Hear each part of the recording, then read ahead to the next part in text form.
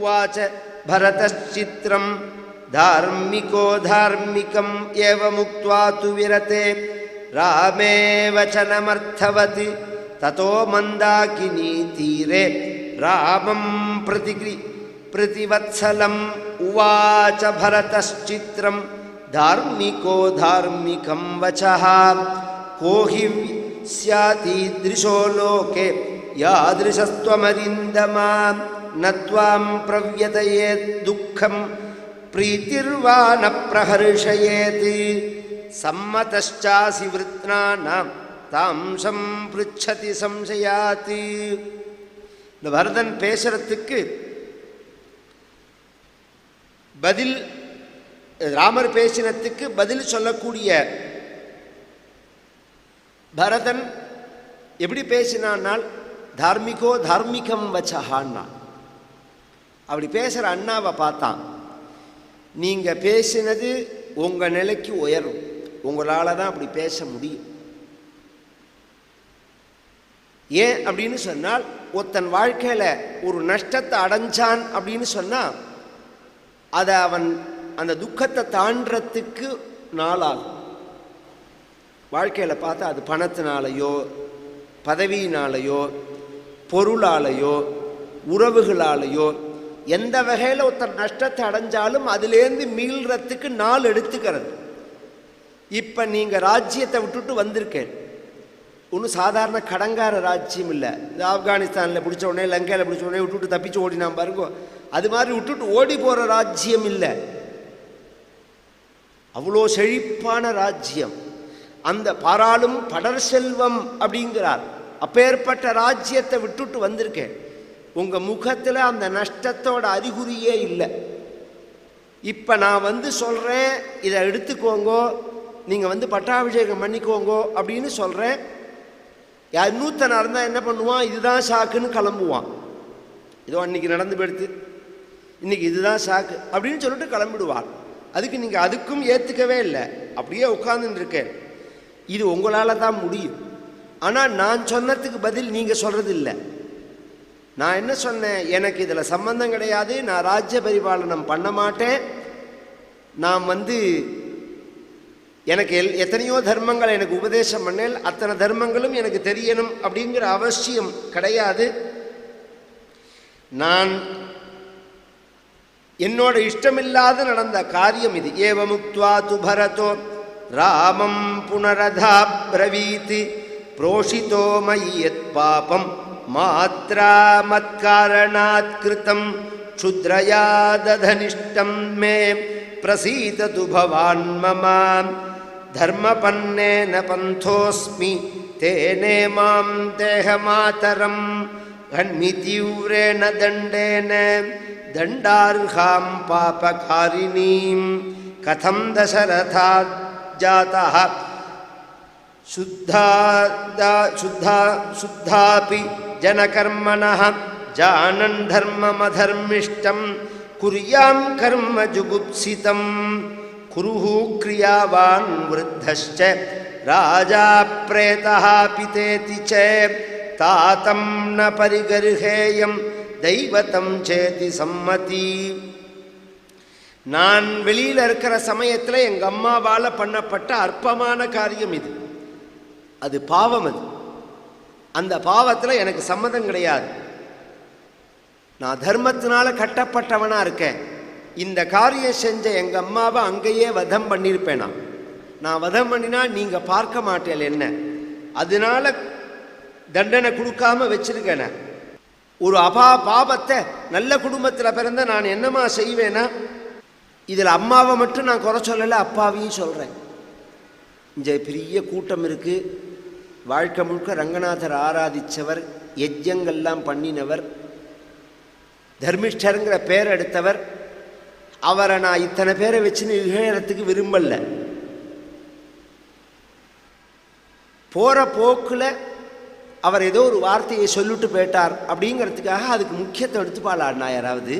அந்த காலே ஹி பூதானி முஹ்யந்தீதி புராஸ்ருதி ராஜ்ஞைவம் குர்வதா லோகே பிரத்யக்ஷம் சா ஸ்ருதி கிருதா. சாத்வர்த்தமபியசந்தாய क्रोधान्मोहाश्च साहसात् तातश्च यदतिक्रान्तं प्रतियाहरतु तद्भवान्. எந்த ஒரு ஜீவனுமே அந்திம காலத்தில் மதி மயக்கத்தை அடையும்னு சாஸ்திரம் சொல்றது. ஏன்னா எல்லா புலனும் ஓயற சமயம். யாரோ ஒருத்தர் 2 பேர் சுகிருதிகள் சுத்தாத்மாக்கள் சித்த சுத்தி அடைந்தவள் தான் அந்த பிரஜையோடு இருப்பா, தடுமாற்றம் இல்லாமல் இருப்பா. அது அந்த தடுமாற்றம் இல்லாமல் இருக்கிறதுக்கு தான் இந்த வாழ்க்கையே. கடைசி காலம் இருக்கு பாருங்க, அப்போ தடுமாற்றம் இல்லாமல் இருக்கிறதுக்கு தான் இந்த வாழ்க்கை. ஆகாரத்திலேருந்து சாப்பிட்றதுலேருந்து ஆரம்பித்து, வாழ்வியல் முறையிலேருந்து ஆரம்பித்து, இறை வழிபாடுலேருந்து ஆரம்பித்து எல்லாம் நமக்கு என்ன விதிக்கிறது அப்படின்னால் அழுக்க சேர்த்துன்றாத, மனசுலையும் உடம்புலையும் புத்தியிலையும் அழுக்க சேர்த்துக்காத. உயிர் போகிற சமயத்தில் குட்டிச்சவராக போயிடும். தரம் இறங்கி போயிடுத்துன்னா இந்த குவாலிட்டியை இறக்கினுட்டேன்னா நீ எந்த குவாலிட்டியில் இருக்கையோ அந்த ஜென்மா தான். க்ஷிபாமி அஜஸ்ர மசுபானு ஆசுரீஸ்வேவ யோனிஷு ஆசுரீம் யோனி மாபண்ணா மூடா ஜென்மணி ஜென்மணி. பகவத்கீதையில் பகவான் சொல்கிறான், நீ இறங்கிவிட்டா இறங்கினது தான், திருப்பி அதை பிடிக்கிறது கஷ்டம். சுத்தி வேணும். பெரும்பாலாக அந்திம காலத்தில் ஒரு தடுமாற்றம் வரத்தான் வரும், நினைவு தப்பி. ஆனால் நம்மளோட பெரியவாழ்கிட்ட ஒரு சம்ஸ்காரங்கள் என்னென்னா, நினைவு தப்போம், நம்மளை யாருன்னு தெரியாது, என்ன பண்ண சாப்பிடாமையே சாப்பிட்டேன்பா, சாப்பிட்டுட்டு சாப்பிடலேம்பா, இதெல்லாம் சொல்லுவா. ஆனால் பகவத் விஷயத்தில் தடுமாற்றம் வரவே வராது. நான் ஏற்கனவே சொல்லியிருக்கேன், இருந்தாலும் புரிகிற மாதிரி சொல்கிறேன்.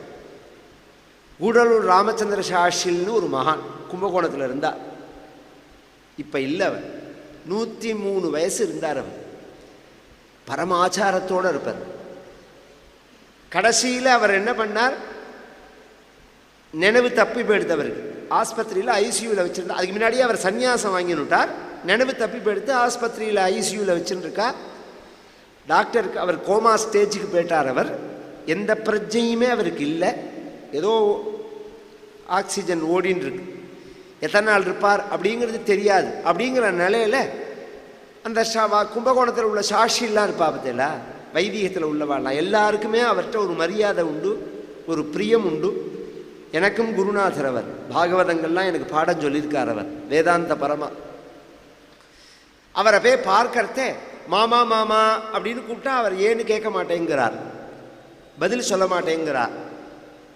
பக்கத்தில் உட்காந்து நம சோமாய ச ருத்ராய ச நமஸ்தாம்ராய சாருணாய ச நம சங்காய ச பசுபதயே சன்னா கூட சொல்லிகிட்டே இருக்கார். வேதத்தை சொன்னா கூட சொல்றார், மாமான்னு கூப்பிட்டா ஒன்றுமே தெரியல.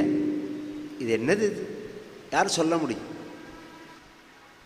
மந்திரங்களையோ வேதங்களையோ சொன்னால் நம்மோட சேர்ந்து அவரும் சொல்கிறார். டாக்டரோ பிள்ளைகளோ குழந்தைகளோ கூப்பிட்டா கண்ணும் திறக்கல காதும் கேட்கல. இதெல்லாம் தான் அந்த அந்திம காலம்ங்கிறது அப்படி தான் இருக்கும். அது சுத்தமாக இருக்கணும். ஏதோ போகிற போக்கில் அப்பா ஒரு மதிமயக்கத்தினால அது மாதிரி சொல்லிட்டு போயிட்டார். ஒரு புத்திரன் அப்படிங்கிறவன் அப்பாவுக்கு நற்பெயரை வாங்கி கொடுக்கணும், எந்த காலத்திலையும் கெட்ட பெயரை வாங்கி கொடுத்துடக்கூடாது. இவர் தர்மத்தை மீறி செஞ்சதை நீங்கள் அந்த தர்மத்தை ஸ்தாபிக்கணும். இங்கே என்ன தர்மத்தை மீறி செஞ்சிருக்கார் அப்படின்னால், ராஜவம்சத்தில் ஜேஷ்ட புத்திரன் தான் ராஜாவாக இருக்கணும், அவன் தான் பட்டாபிஷேகம் பண்ணிக்கணுங்கிறது முறை. பிதுருஹி சமதிக்ராந்திரம் புத்ரோ யஹா சாது மன்யதே ததபத்யம் மதம் லோகே விபரீத மதோன்யதா ததபத்யம் பவானஸ்து மா பவான் துஷ்கிருதம் பிதுஹு அபிபந்தா கிருதம் கர்ம லோகே தீர விகர்ஹிதம். அவர் அந்த சட்டத்தை மீறி உங்களை காட்டுக்கு அனுப்பிச்சுட்டார். நீங்களும் என்னமோ கிளம்பி வந்துட்டேன். ஆனால் நீங்கள் அப்படி பண்ணக்கூடாது. நீங்கள் பட்டாபிஷேகம் பண்ணிக்கணும். உங்களை பார்த்தாலே நீங்கள் உங்களோட சுபாவம் மாறாத நிலையில் இருக்கேங்கிறது தெரியறது. நான் என்னமோ 14 வருஷம் அப்பா சொன்னார், அதனால் வனவாசத்துக்கு வந்துட்டேன், தலையில் மறுவுருவியோடு இருக்கேன், இடுப்பில் ஜடையோடு இருக்கேன் அப்படின்னு சொல்கிறேன்.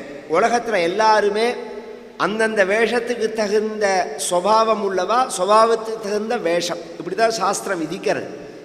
எந்த இடத்துலையாவது தலையில் ஜட மரவுரியோடு உள்ளவா கையில் ஜபமாலையை வச்சுருந்தான் யாரும் பார்த்துருப்பாளே தவிர இப்படி வில்லு அம்பை வச்சுன்னு பார்த்துருப்பாளான்னு கேட்டான்.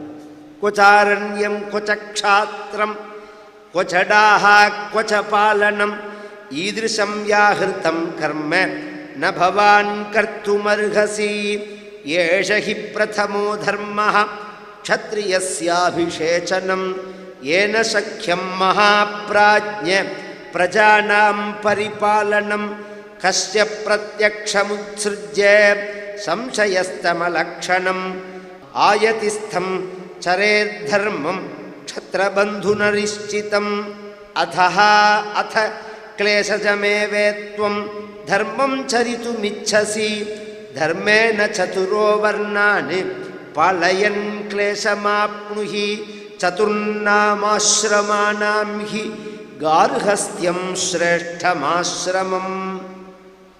இப்படி யாராவது இருப்பாளா? கொச்சாரண்யம் கொச்சக்ஷாத்திரம் கொச்சடாக கொச்சன பாலனம். கையில் வில்லையும் ஜடையும் வச்சுருந்தா ஒரு ரிஷி இருப்பார். நீங்கள் வேஷத்தை மாற்றினாலும் சுபாவம் மாறாது. நீங்கள் 14 வருஷம் என்னமோ ரிஷி மாதிரி இருந்து காட்டில் நான் புண்ணிய தீர்த்தங்களை ஸ்நானம் பண்ணி ஜபங்களை பண்ணி தியானம் பண்ணி தவம் பண்ணி அஷ்டமா சித்திகளை அடையிறதுக்காக வந்திருக்கேங்கிற மாதிரி பேசுகிறேன். ஆனால் கதையை பார்த்தா அப்படி அமைய போகிறதில்ல. இங்கே போனார் அங்கே போனார், அவனை வெட்டினார் இவனை வெட்டினார், அவனை கொன்னார் இவனை கொன்னார், ராட்சசாலெல்லாம் வதம் பண்ணினார், புஷ்ப விமானத்தில் வந்தார், கடைசியில் கதை இப்படி தான் அமைய போகிறது. இது ராமாயணத்தோட தன்மை இல்லை, உங்களோட தன்மைன்னா உங்களோட சாத்திர சுவாவம் அது. யார் யார் என்னத்தான் பேசினாலும் என்னதான் வேஷம் போட்டாலும் அவன் சுபாவம் அவனை காமிச்சு கொடுத்துரும். உலகத்தில் நீங்கள் என்ன வேணாலும் மாற்றி வேஷம் போடலாம், என்ன வேணாலும் வாயில் வெண்ணையை தடவிட்டு பேசலாம், சுபாவம்னு ஒன்று இருக்கணும். அந்த சுபாவத்தை அனுசரித்து தானே தர்மத்தை நாங்கள் சொல்கிறோம். யாராருக்கு என்ன சுபாவமோ அவாவா அந்த தர்மத்தில் இருக்கணும் அப்படின்னு தானே சொல்கிறோம் நாம். நீங்கள் ஒரு க்ஷத்ரியர், தர்மங்கள்லேயே க்ஷத்ரிய தர்மம் ரொம்ப வசத்தி, ராஜ்ய பரிபாலனம் அப்படிங்கிறது. ஆசிரமங்கள்லேயே கிரகஸ்த தர்மம் கிரகஸ்தாசிரமம் ரொம்ப வசத்தி. சதுர்ணாம் ஆசிரமானாம் ஹி கார்ஹஸ்தியம் சிரேஷ்டமாசிரமம்.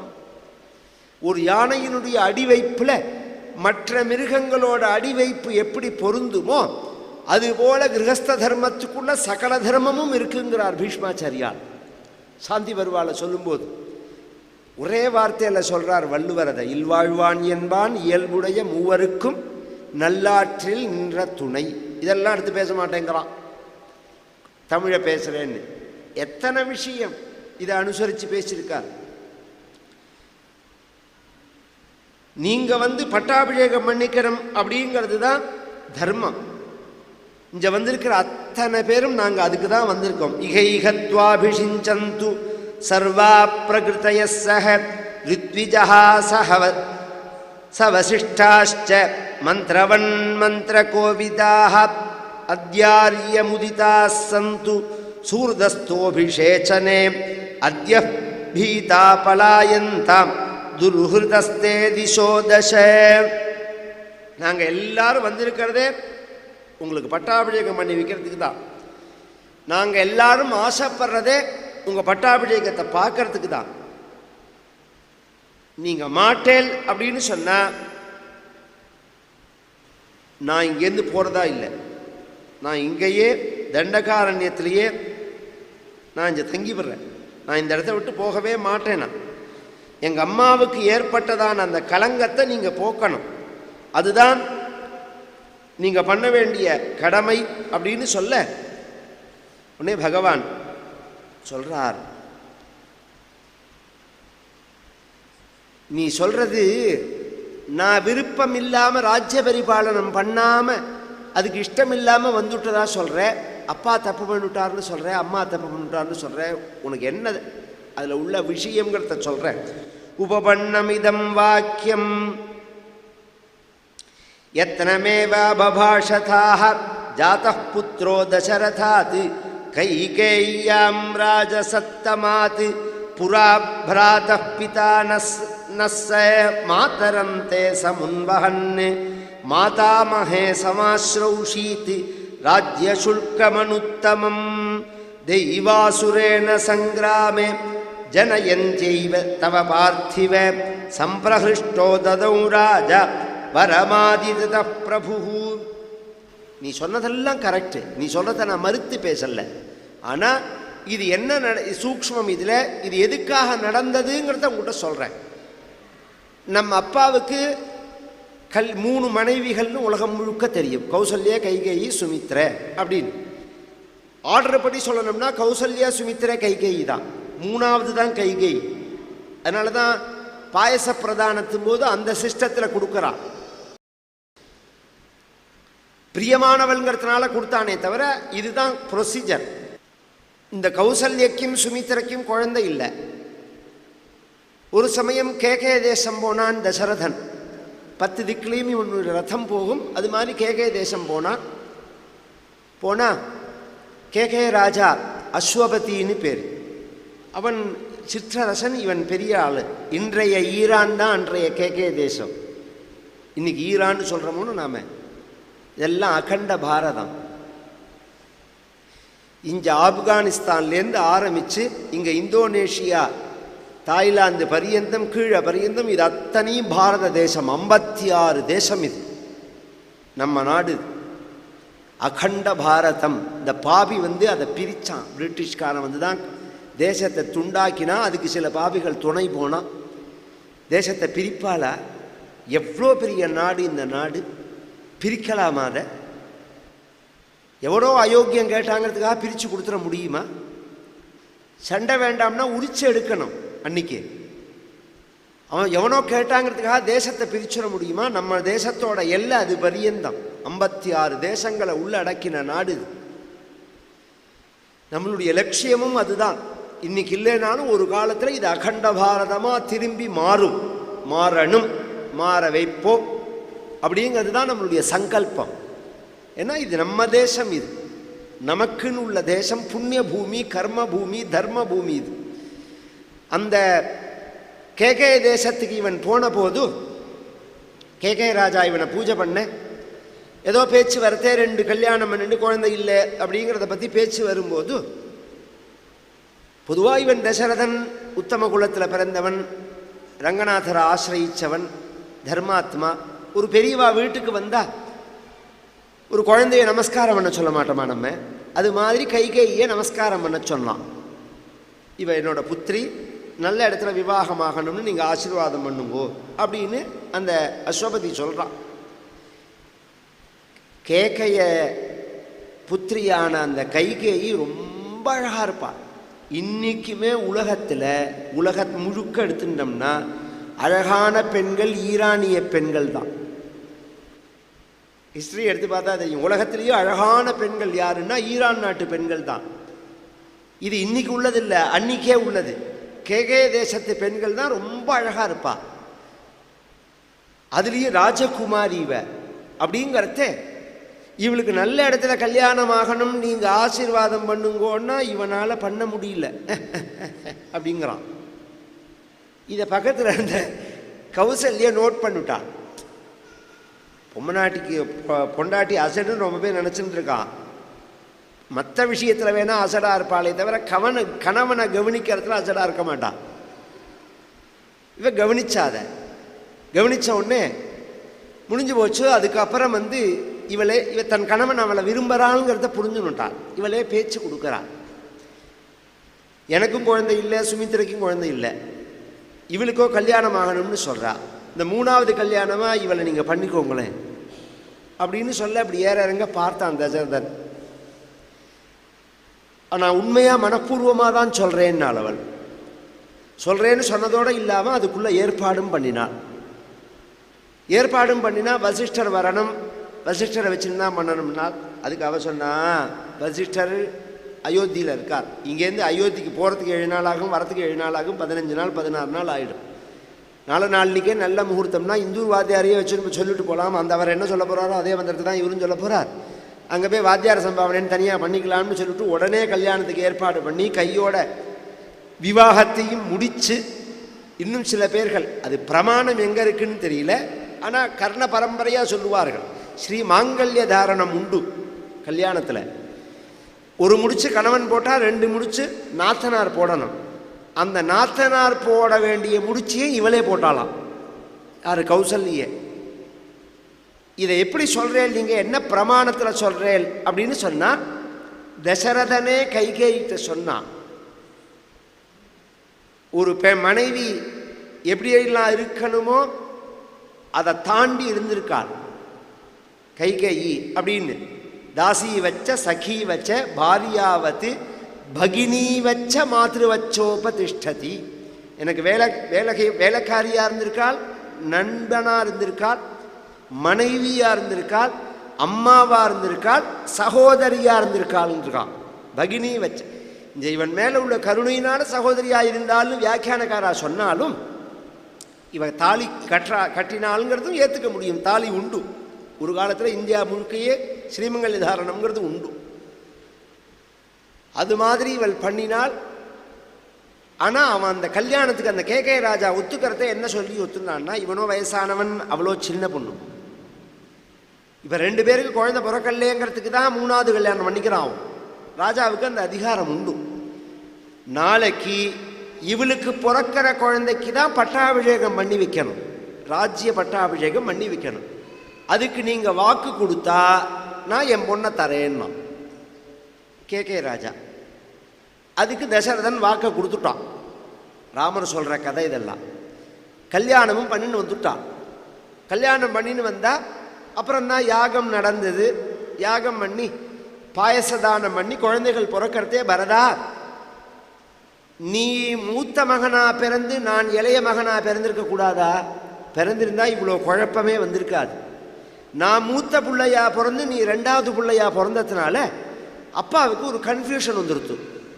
பரம்பரையா உள்ள தர்மம் என்னன்னா, மூத்த பையனுக்கு பட்டாபிஷேகம் பண்ணி வைக்கணுங்கிறது தான். இவன் கொடுத்துருக்கிற சத்தியமோ கைகைக்கு பிறக்கிற பிள்ளைக்கு பட்டாபிஷேகம் பண்ணி வைக்கிறேன்னு கொடுத்துருக்கான். அது பொது தர்மம், இது சுயநலம், அது பொது நலம். இதில் எதை பிடிச்சிக்கிறது எதை விடுறது அப்படிங்கிற ஒரு கன்ஃபியூஷன் வரது.